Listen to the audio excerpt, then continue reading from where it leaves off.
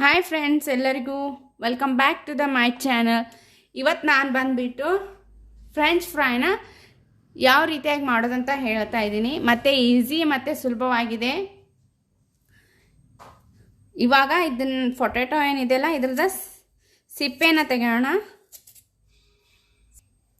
Potato ಸಿಪ್ಪೆ ತೆಗೆದ್ಬಿಟ್ಟು clean ಮಾಡ್ಕೊಂಡಿದ್ದೀನಿ ನಾನು. ನೋಡ್ಬೋದು ನೀವು ಇವಾಗ ನಾನು ಇದನ್ನ ಕಟ್ ಮಾಡ್ತೀನಿ. ನೋಡಿರ್ಬೋದು ನೀವು, ಈ ರೀತಿಯಾಗಿ ಕಟ್ ಮಾಡ್ತಾರೆ. ಒಂದೇ ಸೈಜ್ ಬರಬೇಕಂತ ಹೇಳಿಬಿಟ್ಟು ನಾನೆಲ್ಲ ಯಾವುದೇ ಫುಡ್ಡನ್ನು ವೇಸ್ಟ್ ಮಾಡೋದಿಲ್ಲ. ಇಲ್ಲಿ ಎಲ್ಲವನ್ನು ಯೂಸ್ ಮಾಡ್ತೀನಿ.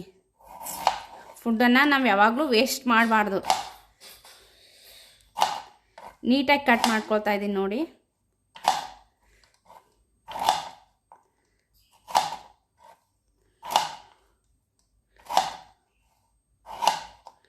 ನೀವು ಕೂಡ ಇದೇ ರೀತಿಯಾಗಿ ಕಟ್ ಮಾಡಿ.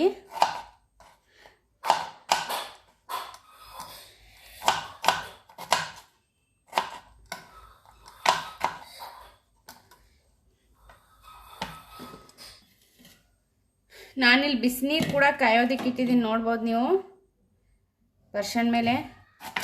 ನಾನು ಇದು ಕಟ್ ಮಾಡೋ ತನಕ ನೀರು ಕಾಯುತ್ತೆ, ಬಾಯ್ಲ್ ಆಗುತ್ತೆ. ಅದಕ್ಕಾಗಿ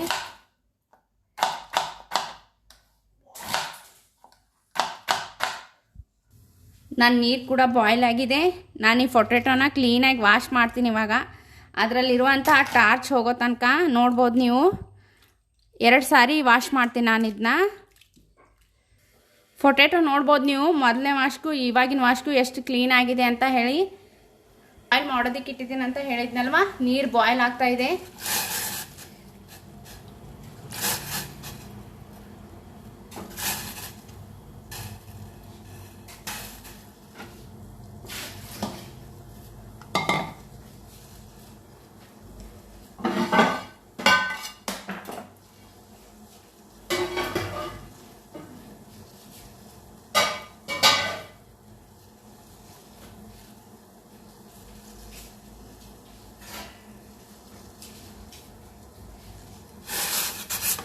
ಒಂದು ಬಾಯ್ಲ್ ಆಗಿದೆ, ಇದು ನೋಡ್ಬೋದು ನೀವು. ಇನ್ನೂ ಸ್ವಲ್ಪ ಆಗಬೇಕಿದು. ನಿಮಗೆ ಗೊತ್ತಾಗಬೇಕಪ್ಪ ಅಂದರೆ ಇದು ಪೊಟ್ಯಾಟೊ ಏನಿದೆಯಲ್ಲ, ಇದು ಕೈಯಲ್ಲಿ ಹಿಡಿದ್ರೆ ಜಾರಬೇಕಿದು, ಈ ಥರ ಜಾರಬೇಕಿದು. ಆವಾಗ ಆಗಿದೆ ಅಂತ ಹೇಳಿಬಿಟ್ಟು ರೆಡಿ ಆಗಿದೆ ಇದು. ಫಿಂಗರ್ ಚಿಪ್ಸ್ ಇರ್ಬೋದು, ಫ್ರೆಂಚ್ ಫ್ರೈಸ್ ಇರ್ಬೋದು, ಮಸಾಲ ಫ್ರೈಸ್ ಏನೇ ಮಾಡಿದ್ರು ಈ ರೀತಿ ಆದರೆ ಅದು ಆಗಿದೆ, ರೆಡಿ ಆಗಿದೆ ಮಾಡೋದಕ್ಕೆ ಅಂತ ಅರ್ಥ.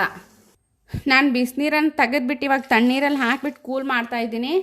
ಈ ಪೊಟ್ಯಾಟೊ ಅಲ್ಲಿರುವಂಥ ಎಲ್ಲ ನೀರನ್ನು ಒರೆಸ್ಬಿಟ್ಟು ತೆಗಿತಾ ಇದ್ದೀನಿ. ನೋಡ್ಬೋದು ನೀವು. ಬೇಕಂದರೆ ನೀವು ಟಿಶ್ಯೂ ಪೇಪರ್ನ ಯೂಸ್ ಮಾಡ್ಬೋದು, ಇಲ್ಲ ಅಂದರೆ ಬಟ್ಟೆಯಲ್ಲಿ ಕೂಡ ಈ ರೀತಿ ಮಾಡಿದರೆ ನೀರೆಲ್ಲ ಹೋಗುತ್ತೆ, ಹೆಚ್ಚಿನ ನೀರು.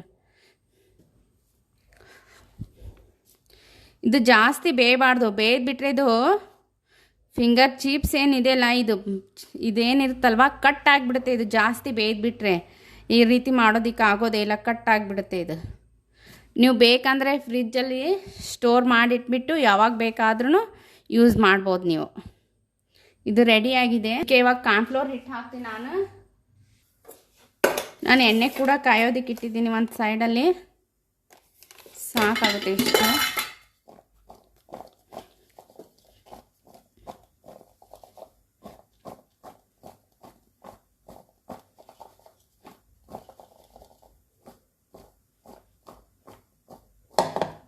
ಸ್ವಲ್ಪ ಉಪ್ಪನ್ನು ಹಾಕ್ತೀನಿ.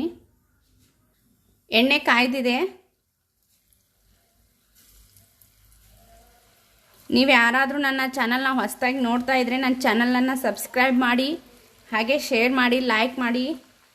ನೀವು ಕೂಡ ಮನೇಲಿ ಟ್ರೈ ಮಾಡಿ ಯಾವ ರೀತಿ ಅನ್ನಿಸ್ತು ನನ್ನ ರೆಸಿಪಿ ಅನ್ನೋದನ್ನು ಕಾಮೆಂಟ್ ಮಾಡಿ. ಟೇಸ್ಟಿ ಆದಂಥ ಫ್ರೆಂಚ್ ಫ್ರೈಸ್ ನೋಡ್ಬೋದು ನೀವು ಯಾವ ರೀತಿ ಆಗಿದೆ ಅಂತ ಹೇಳಿಬಿಟ್ಟು. ಇಲ್ಲೇ ಎಷ್ಟು ಕ್ರಿಸ್ಪಿ ಆಗಿದೆ. ನಾನು ಬಾಯ್ಲ್ ಮಾಡಿಬಿಟ್ಟು ಹಾಕಿರೋದ್ರಿಂದ ಇದು ಜಾಸ್ತಿ ಬೇಯೋದಕ್ಕೆ ಸಮಯ ತಗೊಳ್ಳೋದು. ನಾನು ಹೇಳಿದಾಗೆ ನೀವು ಎಲ್ಲ ಸ್ಟೆಪ್ಪನ್ನು ಫಾಲೋ ಮಾಡಿದರೆ ಎಣ್ಣೆ ಕೂಡ ಹಿಡಿಯೋಲ್ಲ, ಇದು ಜಾಸ್ತಿ ಎಣ್ಣೆ ಹಿಡಿಯೋಲ್ಲ. ಇಲ್ಲಾಂದರೆ ನೀವು ಜಾಸ್ತಿ ಪೊಟ್ಯಾಟೊನ ಬೇಯಿಸಿಬಿಟ್ರೆ ಎಣ್ಣೆ ಹಿಡಿಯೋ ಚಾನ್ಸಸ್ ಇರುತ್ತೆ. ಮತ್ತು ಹಿಟ್ಟು ಕೂಡ ಕಾರ್ನ್ಫ್ಲೋರ್ ಹಿಟ್ಟನ್ನು ಜಾಸ್ತಿ ಹೋಗುತ್ತೆ. ಅಲ್ಲಿ ಯಾವ ರೀತಿ ಪ್ರೊಸೆಸ್ ಇದೆಲ್ಲ ಅದೇ ರೀತಿಯಾಗಿ ಫ್ರೆಂಚ್ ಫ್ರೈಸ್ ರೆಡಿಯಾಗಿದೆ. ನೋಡ್ಬೋದು ನೀವು ಎಷ್ಟು ಕ್ರಿಸ್ಪಿ ಆಗಿದೆ ಅಂತ ಹೇಳಿಬಿಟ್ಟು. ನನ್ನ thanks for the watching my video.